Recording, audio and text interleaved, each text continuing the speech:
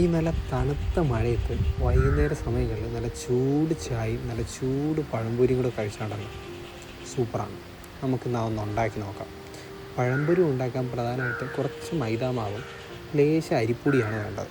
നമുക്ക് അരിപ്പൊടി ഇല്ലായിരുന്നു, അതൊന്ന് ലേശം ഗോതമ്പ് മാവിട്ട് അഡ്ജസ്റ്റ് ആക്കി, എന്നിട്ട് കുറച്ച് മഞ്ഞൾപ്പൊടി കൂടെ ഇട്ട് ഉപ്പും ഇട്ട് ഇത് വെള്ളം വീതി നന്നായിട്ടൊന്ന് മിക്സാക്കി എടുക്കണം. ഓവറായിട്ട് ലൂസാവാത്ത രീതിയിൽ ചെറിയൊരു തിക്നെസ്സിൽ മിക്സാക്കി എടുത്തിട്ട് നല്ല പഴുത്ത പഴമായിരിക്കണം. ഈ പഴുത്ത പഴം നന്നായിട്ട് പൊളന്ന് ഈ മാവിലിട്ട് മുക്കി എണ്ണയിലേക്ക് ഇടണം. ഇപ്പം തന്നെ വായിൽ കൊതി ഉറുവാ. എണ്ണയിലേക്ക് ഇട്ട് നന്നായിട്ടൊന്ന് മൊരിച്ചെടുക്കണം.